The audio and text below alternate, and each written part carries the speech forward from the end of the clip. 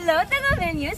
Aniya kita naglaroy-laroy, aron magsamok-samok, makipaghandurot, o makipaghimamatasad tungod kay Holy Week naman. Tigito na sad sa atong paboritong kakanin, anaa ang biko, suman, puto, ug labaw sa tanan, ang atong all-time fave nga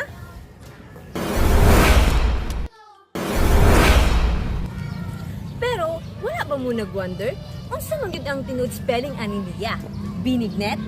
Binegnet? Binignet? O binegnet? Nganong maglisod-lisod man ta? Tara, mangutana ta. N-A-C-N-I-T. Binig. Okay, mo ang spelling sa binignet ni nanay. G-N-I-T. Binignit. Okay, mo na ang spelling nga gusto niya. I-G-N-I-T. Binignit. I-N-I-G-N-I-T. Binignit. B-I-N-I-G-N-I-T. Binignit. N-I-G-N-E-T.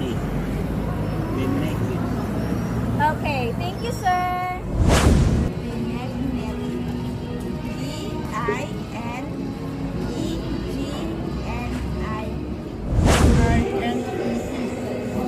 Binignit. Okay, thank you so much, sir.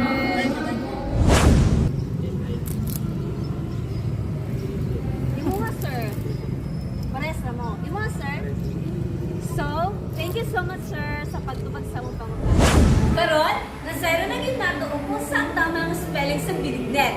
Tagumenyo sa inyong lugar o sa magid ang tinud spelling sa binignet. I-comment down below aron mo sayran sa tanan. Diri sa ato ang spelling bee